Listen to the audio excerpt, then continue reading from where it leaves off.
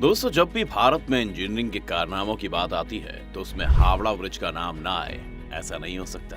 और अगर कोई फिल्म में कलकत्ता का सीन दिखाना हो तो ऐसा हो ही नहीं सकता कि उसमें हावड़ा ब्रिज का शॉट या सीन ना हो, चाहे वो पीकू हो या गुंडे। यानी अगर कहें तो ये हावड़ा ब्रिज ही है जिसके लिए कोलकाता अपनी मिठाइयों से भी ज्यादा फेमस है। लेकिन ये तो हम सब शायद जानते ही हैं कि हावड़ा ब्रिज कितना फेमस है, लेकिन हम में से बहुत कम लोग ये जानते हैं कि इस ब्रिज के बनने की कहानी क्या है और आखिर क्यों इसे इंजीनियरिंग का एक बेहतरीन नमूना कहते हैं। आज के इस वीडियो में हम आपको इस ब्रिज से जुड़ी हर वो बात बताएंगे जिसे बतौर भारतीय आपको जानना ही चाहिए।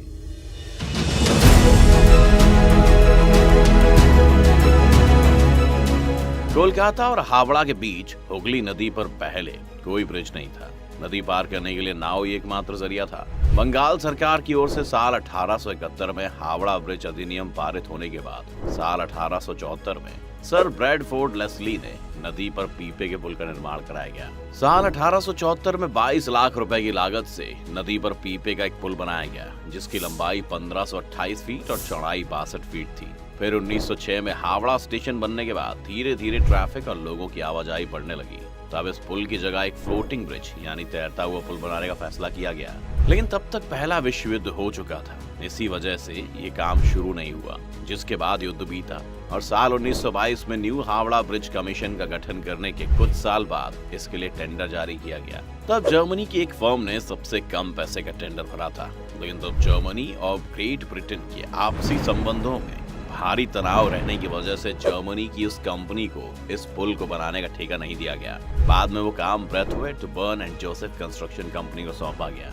अगर बात करें इस कैंटिलीवर ब्रिज को बनाने की तो इसमें 26,500 टन स्टील का इस्तेमाल किया गया है। अब उस वक्त में इतना स्टील इकट्ठा कर पाना एक बड़ा टास्क था, लेकिन पुल का निर्माण बहुत जरूरी था। इसीलिए देश की बड़ी स्टील बनाने वाली लगभग इकलौती कंपनी टाटा ने अपने पास से स्टील बेचने की बात कही। इसी कारण डिमांड में से 23,500 टन स्टील की सप्लाई टाटा स्टील ने की। यानी अगर देखें तो ये पुल एक तरह से टाटा का ही पुल है। इस्पात मिलने के बाद हावड़ा ब्रिज की डिजाइन तैयार की गई, जो कि अंग्रेजों की एक शर्त थी कि ब्रिज चाहे जैसे भी बने लेकिन ब्रिज के नीचे कोई पुल नहीं होना चाहिए, ताकि ब्रिज के नीचे से निकलने वाली बोट्स को कोई दिक्कत ना हो। इसीलिए हावड़ा ब्रिज की जब डिजाइन तैयार की गई तो उसमें सिर्फ 4 खंभे बनाने की बात हुई जो दोनों सिरों पर लगने वाले थे, जिसका मतलब ये है कि पुल के बीच में कोई भी खंभा नहीं है, ना ही पुल को तारों से लटकाया गया है। पूरा ब्रिज महज नदी के 2 किनारों पर बने 280 फीट ऊंचे 2 पायों पर टिका है।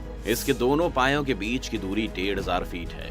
नदी में कहीं कोई पाया नहीं है, जो कि अपने आप में एक अजूबा है कि कैसे बिना खंभे के पुल करीब 1 सदी से खड़ा है। इसके साथ ही साथ हैरान कर देने वाली बात यह है कि पुल के निर्माण में स्टील की प्लेटों को जोड़ने के लिए नट बोल्ट के बजाय धातु से बनी कीलों यानी रिवेट्स का इस्तेमाल किया गया है। खैर जो भी हो, लेकिन पुल तैयार हो गया। तैयार होने के बाद ये दुनिया में अपनी तरह का तीसरा सबसे लंबा ब्रिज बना। हावड़ा ब्रिज दुनिया का एकमात्र ऐसा ब्रिज है जिसका आज तक उद्घाटन नहीं हो पाया है। दरअसल जब ये ब्रिज बनकर तैयार हुआ था उस समय द्वितीय विश्व युद्ध पूरे शबाब पर था, इसलिए तय किया गया कि इसके उद्घाटन के मौके पर कोई धूमधाम नहीं होगी। इस ऐतिहासिक ब्रिज ने जहां द्वितीय विश्व युद्ध के दौरान बमबारी झेली, द्वितीय विश्व युद्ध के दौरान जापानी सेना ने इस ब्रिज को नष्ट करने के लिए भारी बमबारी की थी, लेकिन संयोग से ब्रिज को कोई नुकसान नहीं पहुंचा। कोलकाता और हावड़ा को जोड़ने वाला ये ब्रिज जब बनकर तैयार हुआ तो इसका नाम न्यू हावड़ा ब्रिज रखा गया। 14 जून 1965 को गुरु रविंद्रनाथ टैगोर के नाम पर इसका नाम रविंद्र सेतु कर दिया गया, लेकिन आज भी लोग इसे हावड़ा ब्रिज के नाम से ही जानते हैं। सबसे ज्यादा रोचक बात यह है कि आज इससे रोजाना लगभग 1.25 लाख गाड़ियां और 5 लाख से ज्यादा पैदल यात्री गुजरते हैं। लेकिन अगर शुरुआती समय की बात करें तो ये ब्रिज बनने के बाद इस पर पहली बार इस पर एक ट्राम गुजरी थी, लेकिन बाद में ट्रैफिक बढ़ने की वजह से इस ब्रिज से ट्राम को गुजरने पर बैन लगा दिया गया।